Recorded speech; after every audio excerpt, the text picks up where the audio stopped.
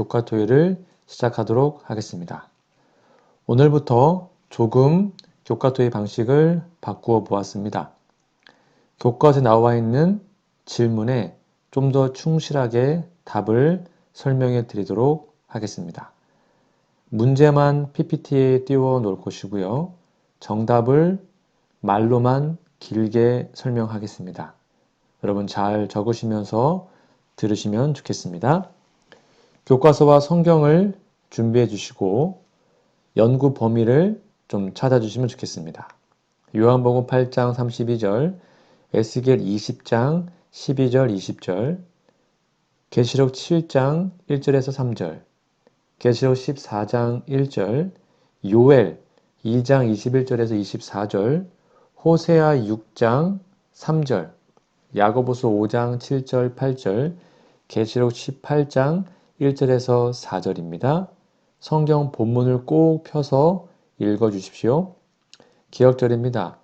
진리를 사되 팔지는 말며 지혜와 훈계와 명철도 그리 할지니라. 잠언 23장 23절 말씀입니다. 기억절 노래 들으시고 이어서 말씀 연구를 진행하겠습니다. 이기 12과 진리를 사되 팔지는 말며 지혜와 훈계와 명철도 그리할지니라. 잠언 23장 23절.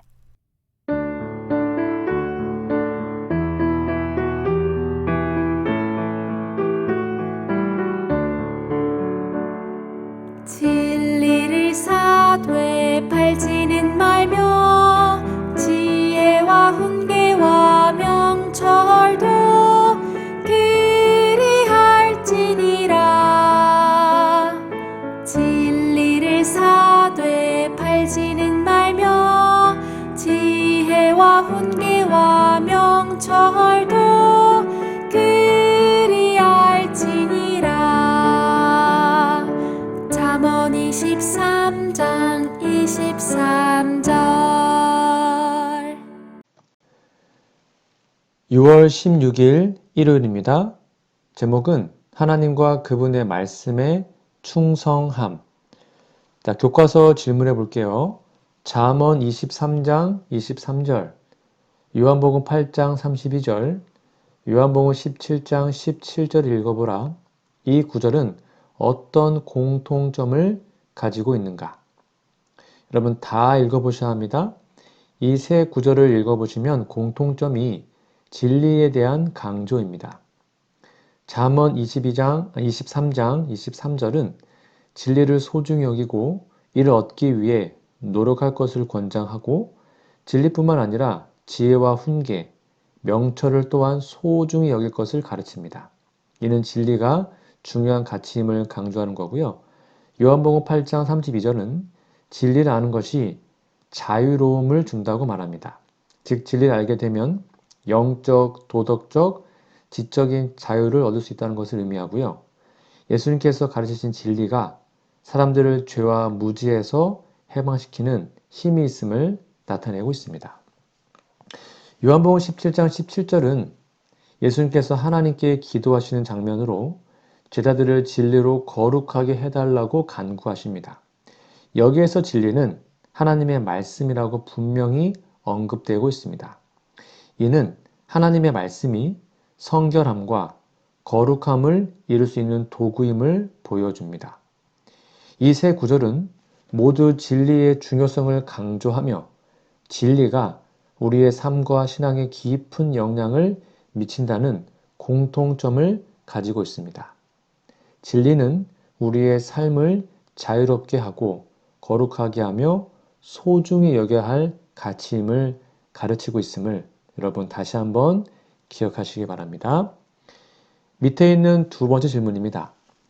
베드로후서 1장 16절에서 21절 읽어보라. 사도는 예언에 관해 우리에게 어떤 확신을 주는가? 그는 하나님의 예언의 말씀의 중요성을 보여주기 위해 어떤 예를 사용하는가? 꼭 읽어보십시오. 이 예언에 대한 사도의 확신과 중요성의 예시를 좀 들어보겠습니다. 이 베드로의 확신은 예언의 확실성과 신뢰성을 강조합니다. 그는 예수 그리스도의 능력과 강림에 대해서 증언하고 이는 교묘히 만든 이야기가 아니라고 분명히 말합니다. 대신 그는 예수님의 크신 위엄을 친히 본 자로서 직접 경험한 것을 증언합니다. 이는 예언이 사람의 상상이나 조작이 아닌 실제 경험에 근거한 것임을 보여주고 있습니다. 예를 들어 볼게요. 이 베드로는요, 예수님께서 변화산에서 영광을 받으신 사건을 예로 들어 예언의 중요성을 설명합니다. 그는 그 거룩한 산에서 이는 내 사랑하는 아들이요 내 기뻐하는 자라는 하나님의 음성을 직접 들었다고 증언하죠. 이 사건은 예수님의 신성을 확증하는 중요한 순간이며 하나님의 예언이 성취된 것을 보여줍니다. 그래서 베드로는 예언이 중요하다고 말합니다. 예언을 어두운 데를 비추는 등불에 비유합니다. 왜요? 이유는 예언이 우리에게 방향을 제시하고 어둠 속에서도 길을 밝히는 중요한 역할을 한다는 것을 의미합니다. 또한 그는 예언이 사사로이 풀 것이 아니라고 강조하며 예언은 사람의 뜻이 아닌 성령의 감동하심을 받은 사람들이 하나님께 받아 말한 것임을 분명히 합니다. 이는 예언의 신성한 기원을 강조하며 예언의 권위를 확립하는 것입니다. 즉 결론적으로 베드로는 예언의 확실성과 중요성을 강조하고 있습니다. 예수님의 변화산 사건을 통해 예언이 실제로 성취되는 것을 보여줍니다. 또한 그는 예언이 우리의 삶의 중요한 지침이 되며 하나님의 말씀임을 확신있게 전달하고 있습니다. 이 사실을 꼭 마음에 잘 정리해 보시면 좋겠습니다. 6월 17일 월요일입니다. 제목은 천국을 위한 인을 받음인데요. 자, 교과서 질문입니다. 출애굽기 20장 8절에서 11절을 읽어보라. 안식일 계명에는 인에 어떤 요소가 포함되어 있는가? 이 안식일 계명에 하나님의 인의 요소가 있는 것 아마 여러분 아실 겁니다.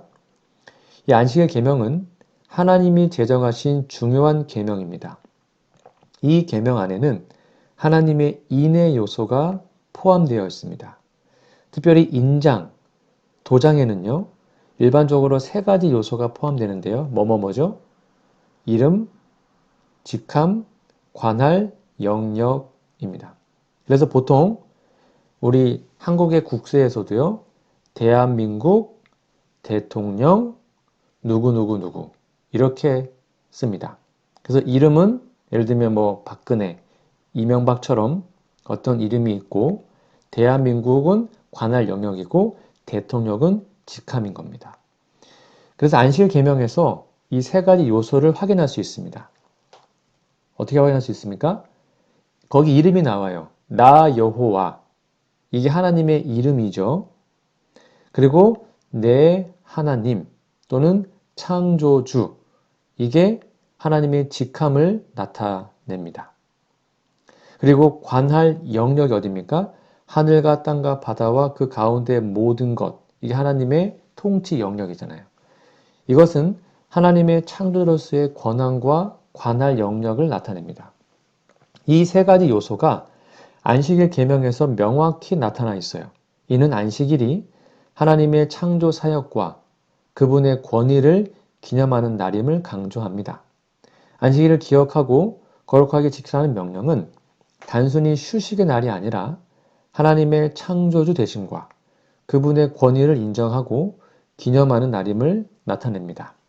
따라서 안식 계명에는 하나님의 이름 여호와, 그분의 직함 하나님 창조주, 관할 영역 하늘과 땅과 바다와 그 가운데 모든 것이 포함되어 있어서 하나님의 인, 도장을 명확히 보여주고 있습니다. 이러한 요소들은 안식일을 지키는 것이 단순한 휴식 이상의 의미를 가지고 있음을 상기시켜 줍니다.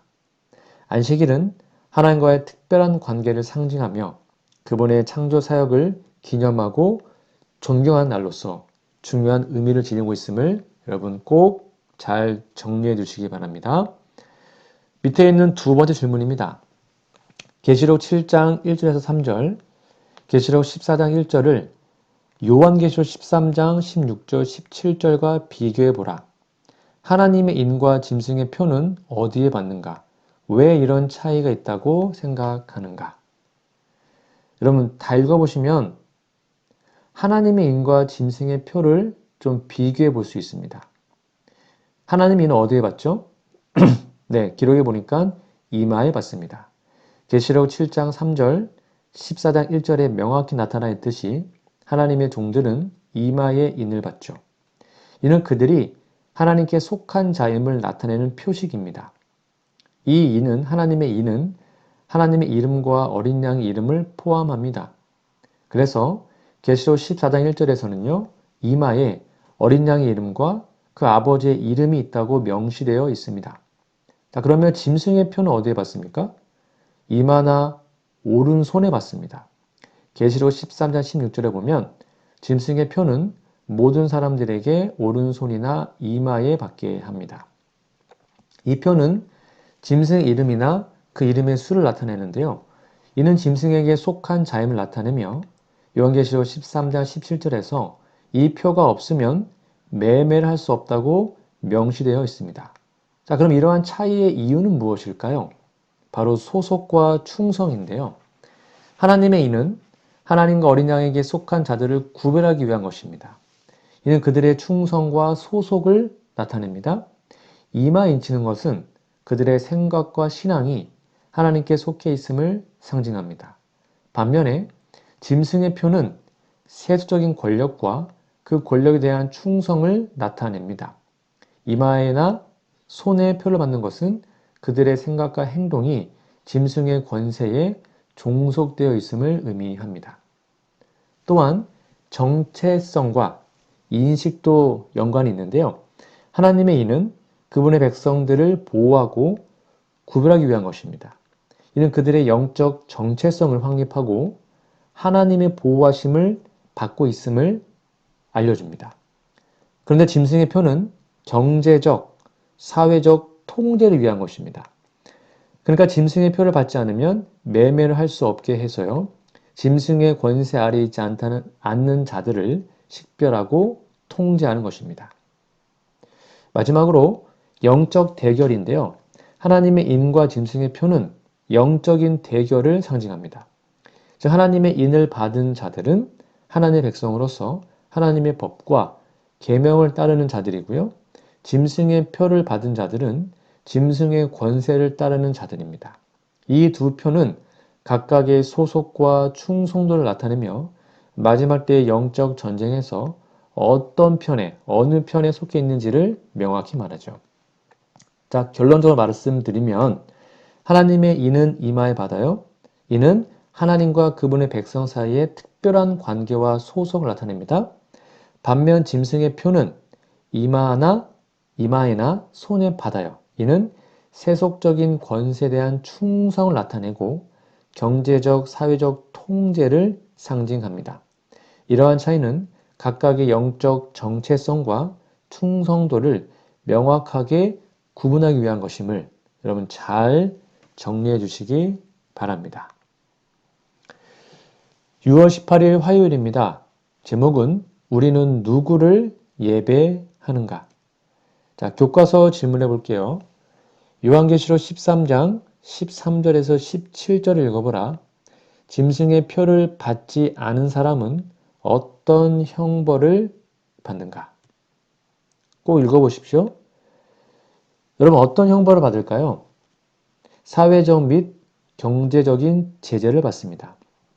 계시록 13장 17절에서 명확히 나타나 있듯이 짐승의 표를 받지 않은 자들은 매매를 할 수 없습니다. 이는 경제적인 활동이 전면적으로 금지됨을 의미합니다. 짐승의 표를 받지 않으면 생필품을 구매하거나 판매할 수 없는 상황에 처하게 됩니다. 또한 생명의 위협을 받죠. 계시록 13장 15절에서는요. 짐승의 우상에게 경배하지 않는 자는 죽임을 당하게 된다고 명시되어 있습니다. 이는 짐승의 권세를 인정하지 않는 자들의 생명의 위협을 받고 있음을 의미합니다.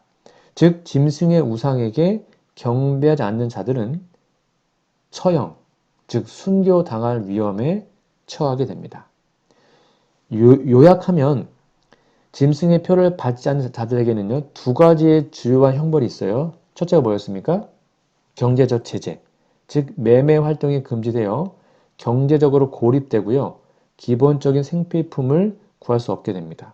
두 번째, 생명의 위협, 즉 짐승의 우상에게 경배하지 않으면 죽임을 당할 위험에 처하게 됩니다. 이러한 형벌들은 짐승의 표를 받지 않은 자들이 큰 고통과 어려움을 겪게 하며 그들의 신앙과 충성도를 시험하는 상황을 만들게 됩니다. 이제 마지막 때에 신앙의 선택이 중요한 이유를 보여줍니다. 짐승의 표를 받는 것은 세속적인 권세에 굴복하는 것을 의미하며 받지 않는 것은 하나님께 대한 충성과 신앙을 지키는 것임을 여러분 다시 한번 잘 정리해 놓으시기 바랍니다. 6월 19일 수요일입니다. 제목은 이른비와 늦은비인데요. 교과 질문을 볼게요.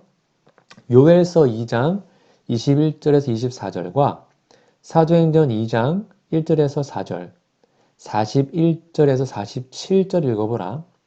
1세기에는 어떤 예언이 성취되었으며 그것은 어떤 영향을 미쳤는가? 꼭 두 개를 비교해서 읽어보셔야 합니다. 즉 성취된 예언은 요엘 2장 28절에서 29절에 나와 있는 성령의 부어짐에 대한 예언이었습니다. 좀 읽어드릴게요. 그 후에 내가 내 영을 만민에게 부어주리니 너희 자녀들이 장래 일을 말할 것이며 너희 늙은이는 꿈을 꾸며 너희 젊은이는 이상을 볼 것이며 그때 내가 또 내 영을 남종과 여종에게 부어줄 것이며 이 예언이 사도행전 2장에서 성취되었죠. 오순절날 예수님의 제자들이 성령의 충만함을 받았고 여러 다른 언어로 말하기 시작했습니다. 이는 요엘의 예언대로 성령이 부어지는 사건이었습니다. 자, 그러면 성령의 부어짐의 영향, 즉 결과는 무엇이었습니까? 성령의 충만함과 새로운 언어, 방언의 은사였습니다. 성령의 임재는 제자들이 여러 언어로 복음을 전할 수 있게 하였고 이는 예루살렘에 모인 다양한 민족들에게 복음이 전달될 수 있게 했습니다. 또한 대규모의 회심이 있었죠. 사도행전 2장 41절에 따르면 베드로의 설교를 듣고 그날 약 3,000명이 침례를 받고 교회의 일원이 되었습니다. 이는 초기 교회 성장의 중요한 기점이었습니다. 또한 공동체의 형성입니다. 사도행전 2장 42절에서 47절에 나타난 것처럼 성령 강림 후에 초대교회는 더욱 깊은 교제를 나누고 서로의 필요를 채우며 기도와 찬미에 힘썼습니다. 이는 강력하고 단결된 신앙 공동체를 형성하는 데 큰 역할을 했습니다. 그리고 기사와 표적이 나타났습니다.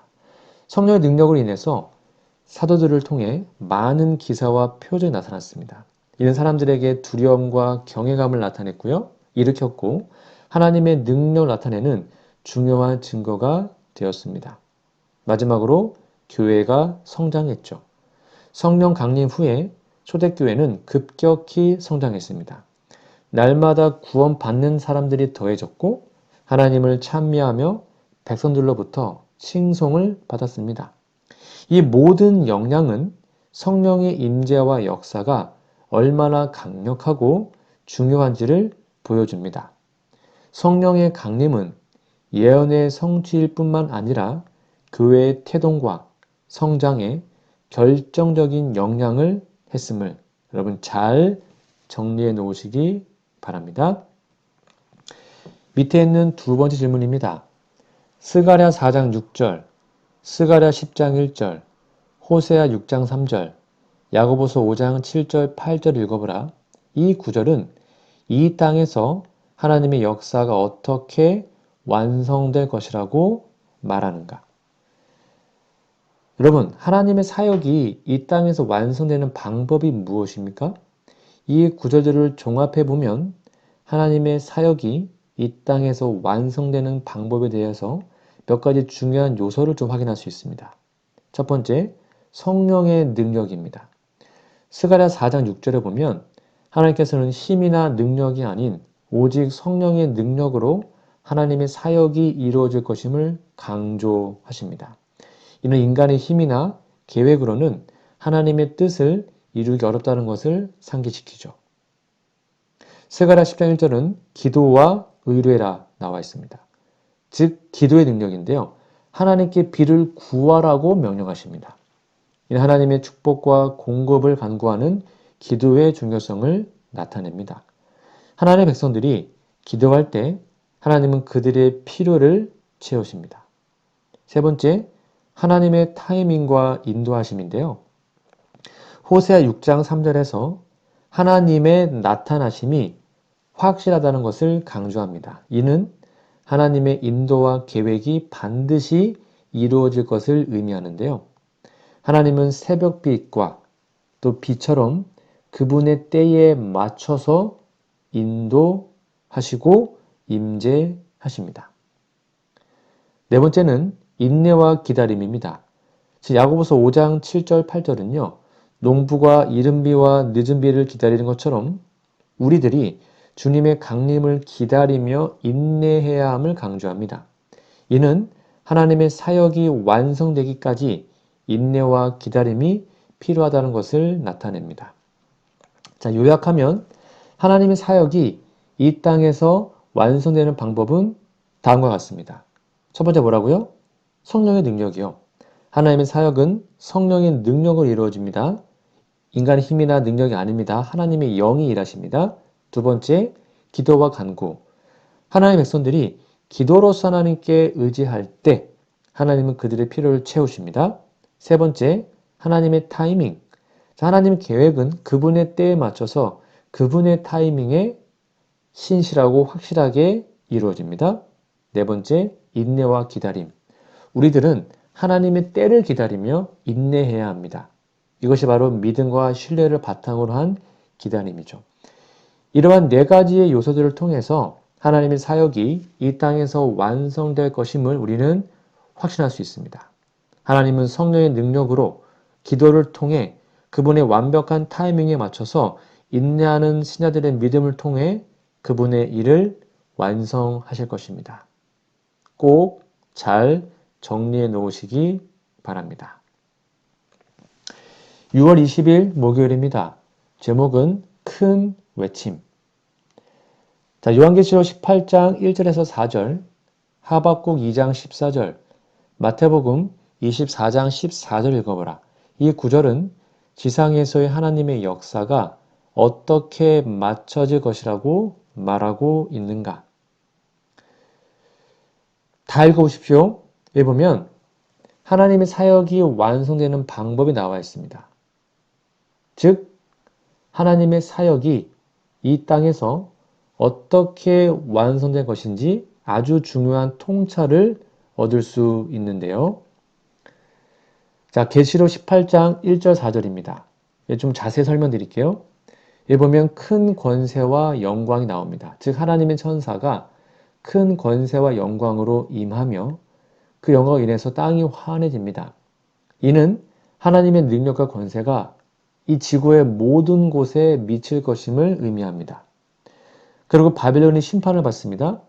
바벨론의 멸망은 상징적으로 세상의 악과 죄악의 체계가 무너지는 것을 의미합니다.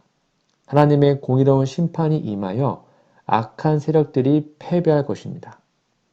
또한 하나님의 백성의 부르심입니다. 하나님의 음성이 들려서 하나님의 백성들에게 제발 바벨론에서 나와서 그의 죄에 참여하지 말라고 명령하고 있죠. 이게 최후의 기별인데 이는 하나님의 백성들이 세상의 죄악에서 벗어나고 하나님께 돌아와야 함을 의미합니다. 자, 그러면 하박국 2장 14절은 어떤 내용일까요? 여호와의 영광의 인정입니다. 즉 물이 바다를 덮음같이 여호와의 영광을 인정하는 것이 온 세상에 가득할 거라고 기록하고 있죠. 이는 하나님의 영광과 지식이 온 세상에 퍼질 것임을 상징합니다. 즉 하나님의 영광이 온 세상에 충만해지는 것이 하나님의 사역이 완성되는 중요한 부분이죠. 자, 그러면 그 다음입니다. 마태복음 24장 14절은 어떤 내용입니까? 천국 복음의 전파죠. 천국 복음이 모든 민족에게 증언되기 위하여 온 세상에 전파될 것이라고 말합니다. 이 복음이 전파될 때 하나님의 사역이 완성되며 그제야 끝이 올 것이라고 기록하고 있는 겁니다. 이는 복음 전파가 하나님의 사역의 완성에 중요한 역할을 한다는 것을 보여줍니다.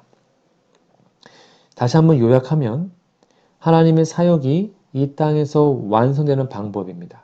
첫 번째 뭐라고요? 하나님의 권세와 영광. 하나님의 권세와 영광이 온 세상에 드러나며 하나님의 능력이 모든 것에 미칠 것입니다.